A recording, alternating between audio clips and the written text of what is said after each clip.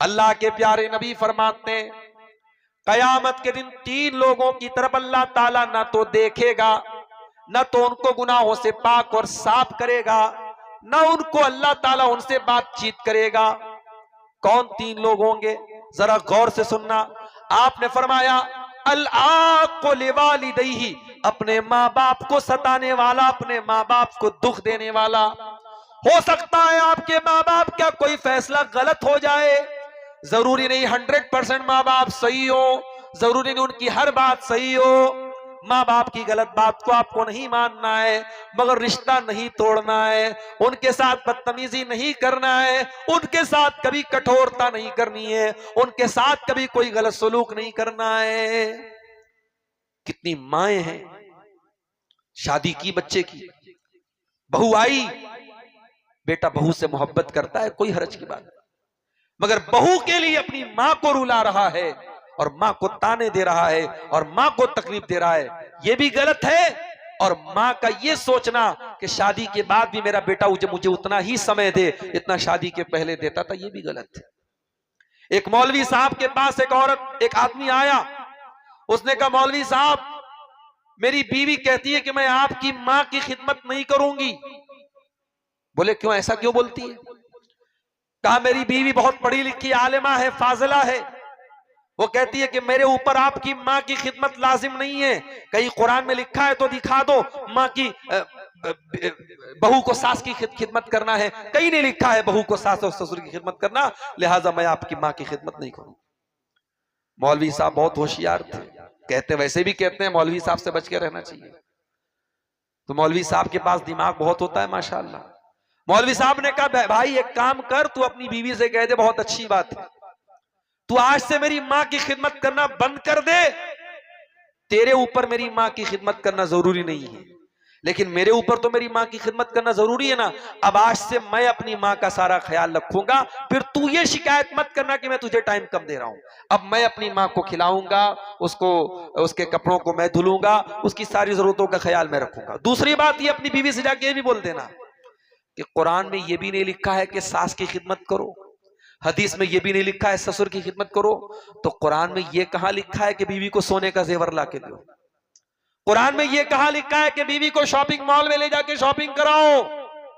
कुरान में ये भी नहीं लिखा है कि बीवी को कहीं घुमाने लेके जाओ। तो आज से तुम्हारा घुमाना फिरना, तुम्हारा जेवरात, तुम्हारा शॉपिंग करना सब बंद।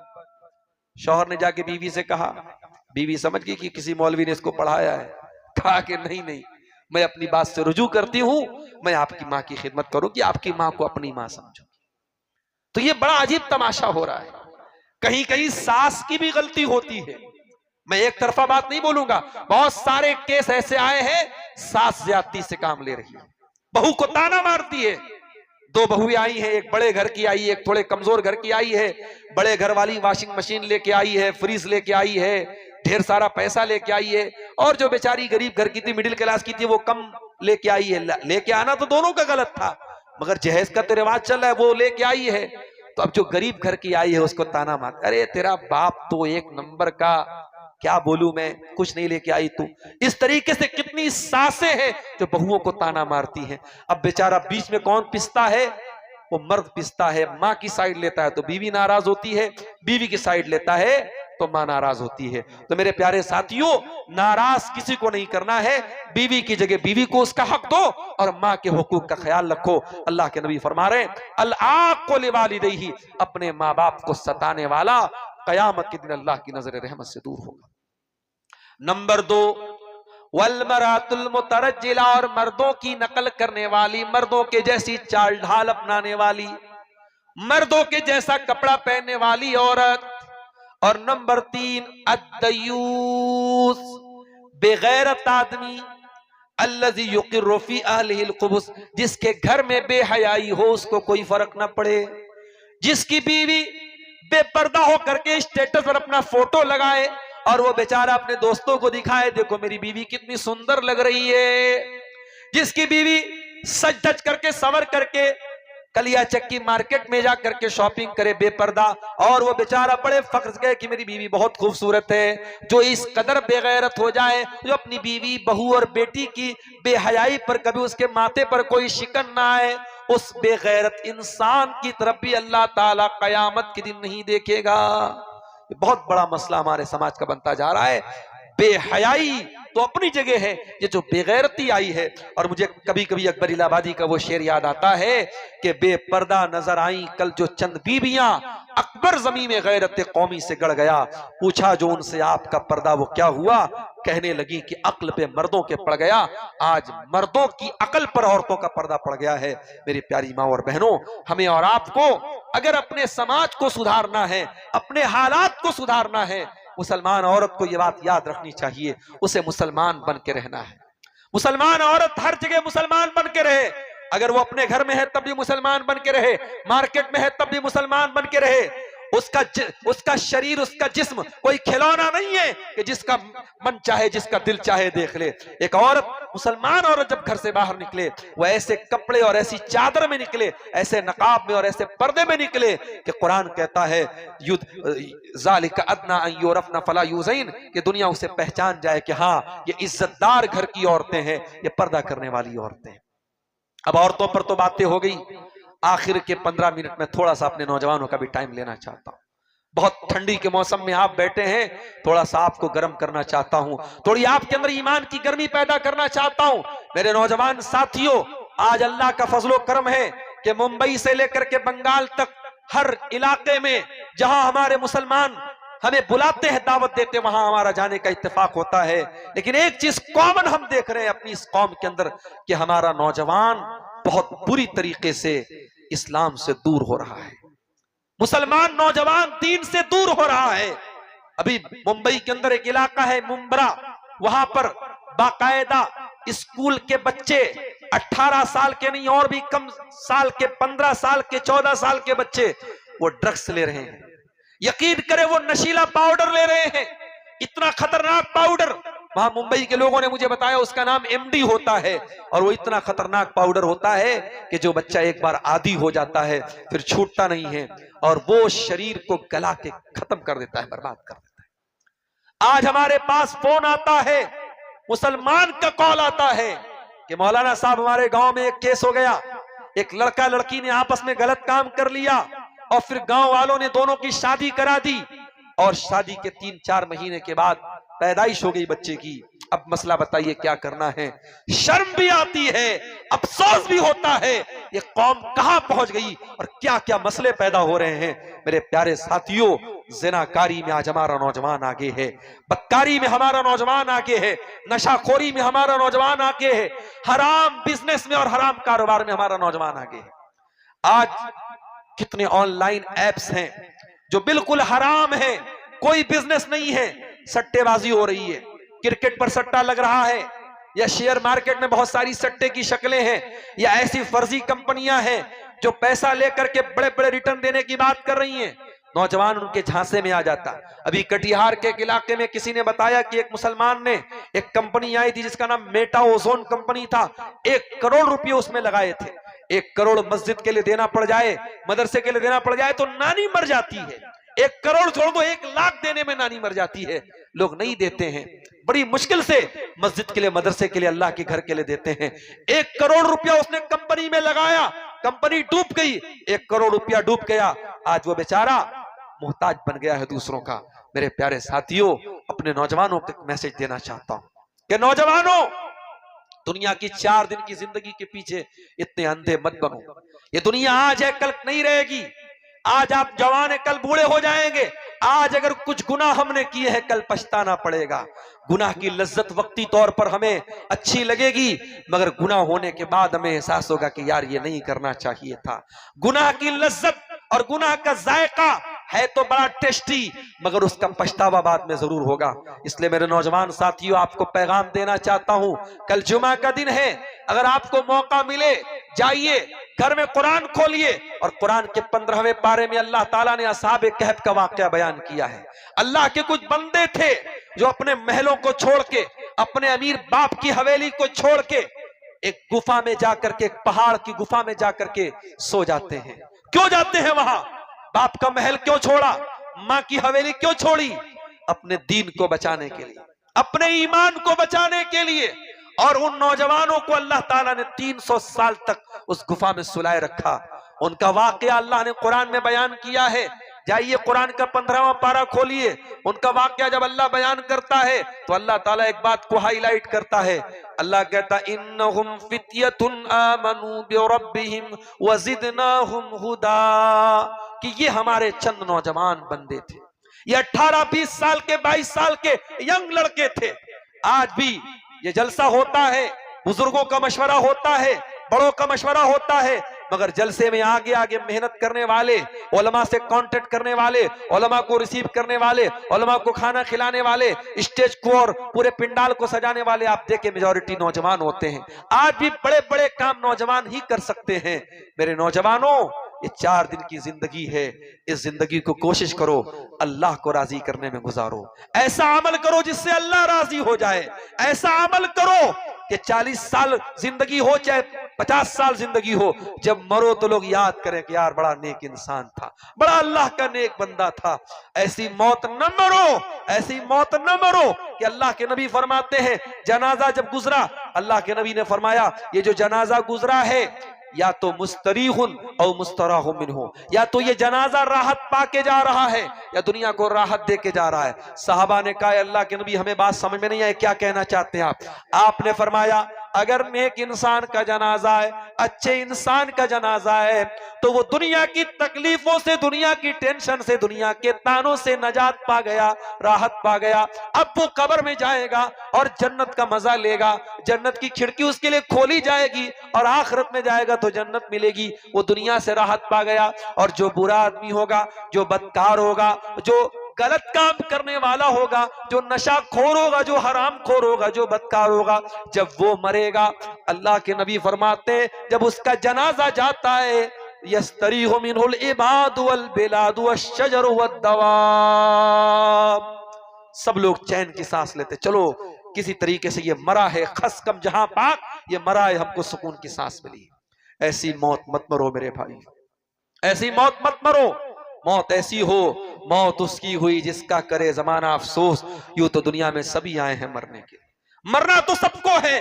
मौत ऐसी हो ईमान की हालत में हो, कहीं ऐसा ना हो कानों में ईयरफोन लगा हो और नंगे जिस्म वाली लड़की को नाचता गाता देख करके, कोई गाना देख करके आप मोबाइल पर सो रहे हैं या आप सुन रहे हैं और उसी हालत में दिल की धड़कन बंद हो गई, उसी हालत में मौत आ गई, तो कल कयामत के दिन भी वही ईयरफोन कानों में लगा होगा और वही नंगी तस्वीर आपके सामने होगी और उसको देखते हुए आप कयामत के दिन उठेंगे। अल्लाह के नबी फरमाते हैं कुल्लु अब्दिन युबासु अला मा मात अलैहि, बंदा जिस हाल में मरेगा उसी हाल में उठाया जाएगा।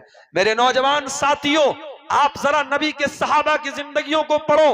कोई खालिद बिन वलीद है, कोई मुसअब बिन उमैर है, कोई अबू हुरैरा है, कोई अब्दुल्ला बिन मसूद है, ये आपके लिए आइडियल लोग हैं। कभी मौका मिले फेसबुक की दुनिया से, इंस्टाग्राम की दुनिया से बाहर निकलो और नई टाइम है किताब पढ़ने का, जाओ किसी ऑथेंटिक आलिम, किसी अच्छे आलिम की तकरीर में उनके वाकयात को सुनो, आपके रोंगटे खड़े हो जाएंगे, आपके रोंगटे खड़े हो जाएंगे। क्या लोग थे ये! अबू हुरैरा रज़ी अल्लाह तआला अन्हु कौन है?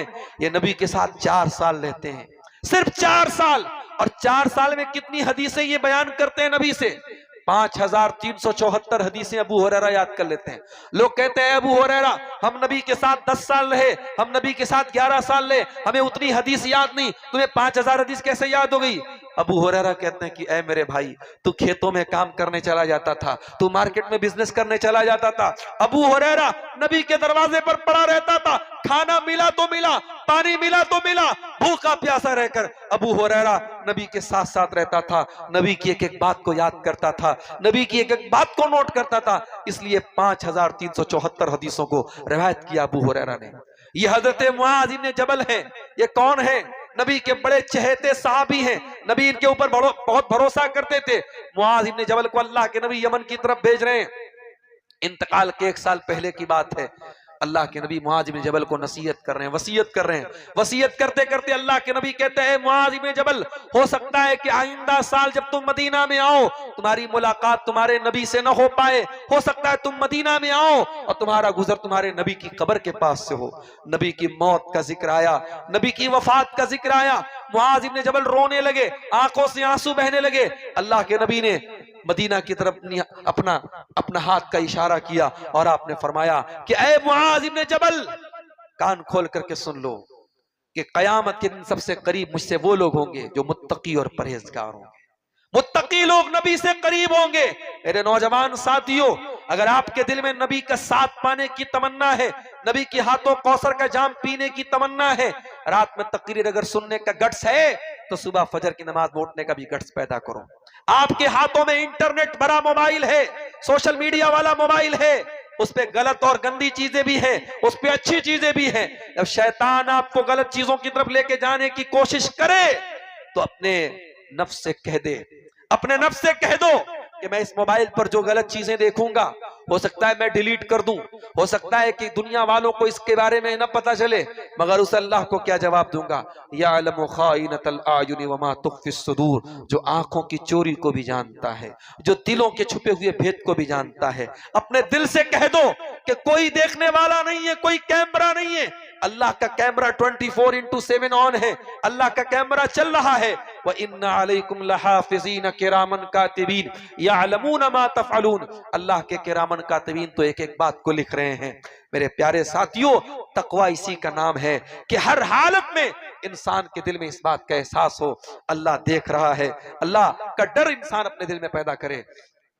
मेरे नौजवान साथियों, आप जलसा सुनते हैं, उलमा के बयानात सुनते हैं, उलमा से मोहब्बत करते हैं, लेकिन अगर उलमा की तकरीरों पर और उनकी कही गई बातों पर अमल नहीं करते हैं, तो माफ कीजिए, इस मोहब्बत का कोई मतलब नहीं।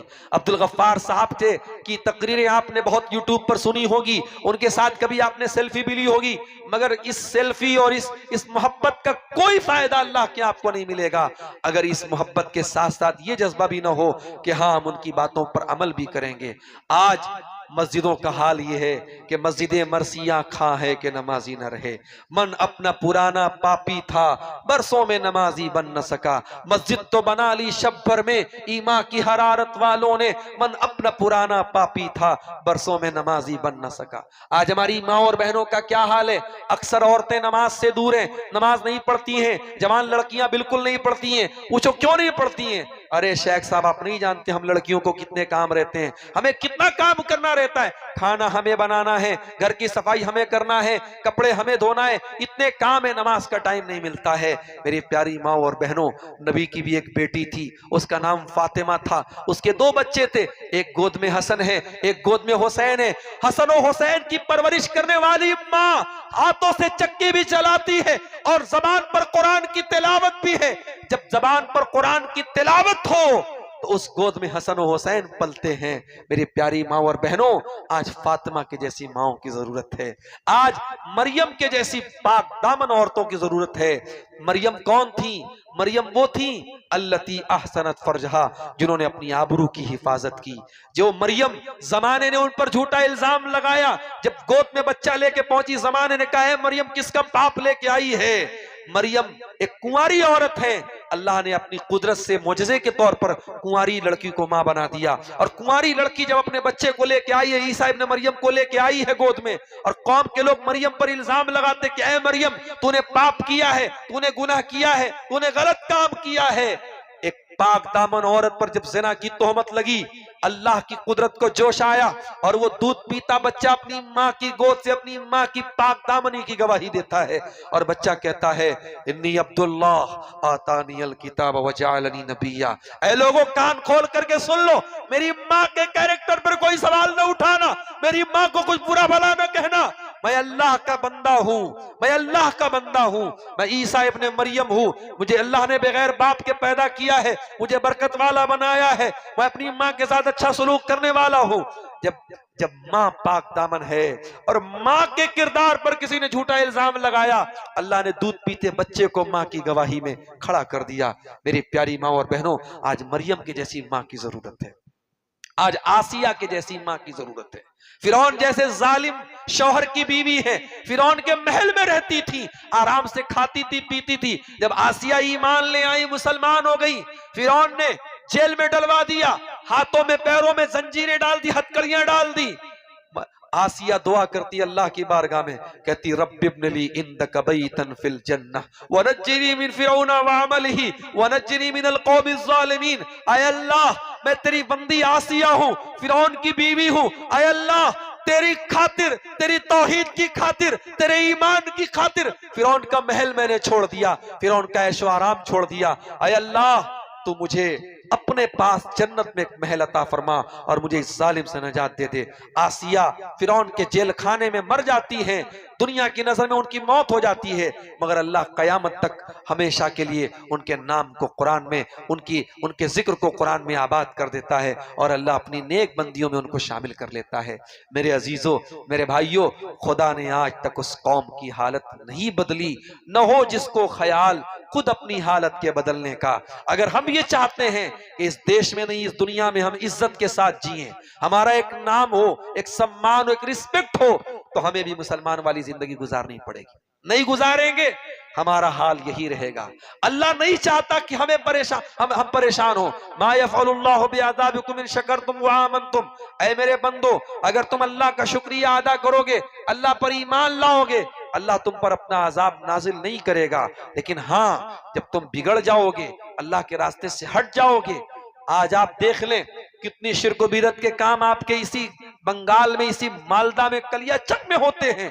आप खड़े होकर के तौहीद की बात करें, लोग आपको गाली देना शुरू कर देंगे। मुझे याद है 12 रबीउल अव्वल की तारीख में इसी इलाके में कहीं प्रोग्राम था, मैं मालदा से कलियाचक के रास्ते को मैं जा रहा था, गालिबन बस से जा रहा था। मैं कितना लंबा सफर होगा मालदा से कलियाचक का, फरका तक का सफर, इस सफर को पार करने में कई घंटे लग गए। क्यों साहब?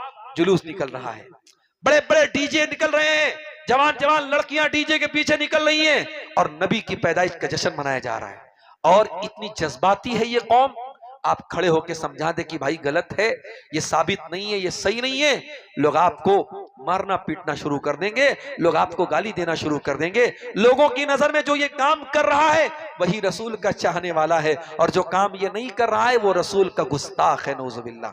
आज बिदात और खुराफात में मुसलमान डूबा हुआ है। कितने मुसलमान हैं, उनकी औरतें मज़ारों पर औलाद नहीं हो रही है, मज़ारों पे, कब्रों पे जा जा के सर झुका रही हैं। कितने मुसलमान हैं, घर में बच्चा बीमार हो गया, गले में तावीज पहन करके वो चल रहे हैं। मेरे भाइयों, हम अल्लाह को नाराज करके हम दुनिया में तरक्की नहीं कर सकते। हम अल्लाह को नाराज करने वाला काम करके, शिर्क करके, बिदअत करके हम ये सोचे कि अल्लाह हमें इज्जत देगा, नहीं। कुलिल्लाहुम्मा मालिकल मुल्की तूतिल मुल्क मन तशा व तंज़िउल मुल्क मिम्मन तशा व तुइज़्ज़ु मन तशा व तुज़िल्लु मन तशा। बादशाहत अल्लाह के हाथ में है, अल्लाह के पावर अल्लाह के हाथ में है। बशार अल असद ने सोचा नहीं था, 31 साल हुकूमत करने वाला, 6-7 लाख लोगों को मार देने वाला, कभी सीरिया से उसको भागना पड़ेगा। आज वो भाग रहा है। दुनिया का हर जालिम याद रखे, हर फिरौन याद रखे, उसे एक दिन जमीन छोड़ के जाना है, एक दिन उसके जुल्म का अंजाम बुरा होना है, हर डिक्टेटर को खत्म होना है। बादशाहत का मालिक अल्लाह है, इज्जत का मालिक अल्लाह है, जिल्लत का मालिक अल्लाह है। हम मानते हैं आज हम बहुत जलीलो खार हैं, बहुत परेशान हैं, मगर हम दुआए कुनूत में क्या कहते हैं? वला यइज़्ज़ु मन आदैत वला यज़िल्लु मन वालैत। ऐ अल्लाह, जिससे तू दोस्ती कर ले, जिससे तू मोहब्बत कर ले, वो कभी जलील नहीं हो सकता, और जिससे तू दुश्मनी कर दे वो कभी इज्जत नहीं पा सकता।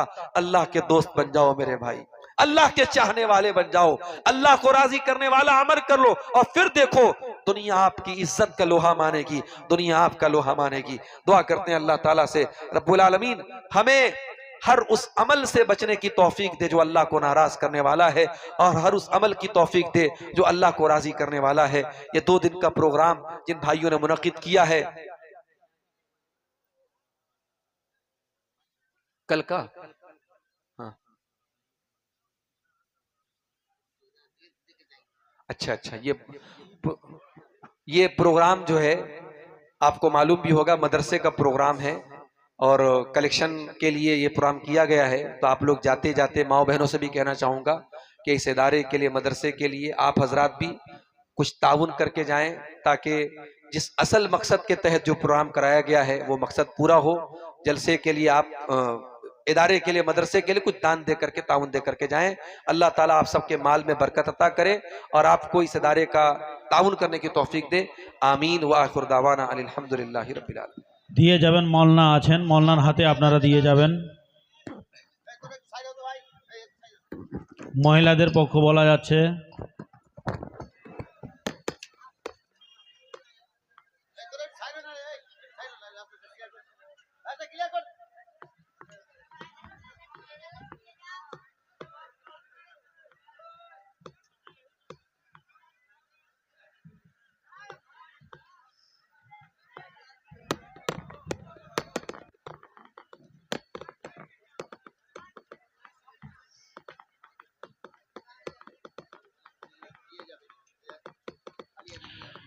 যে যা পারবেন দিয়ে যাবেন, খালি এতে কেউ যাবেন না।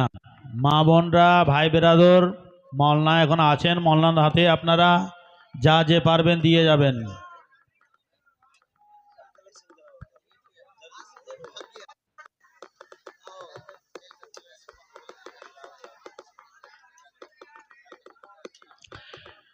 কালকে ইনশাআল্লাহ আপনারা এসার পরে পরে সবাই চলে আসবেন।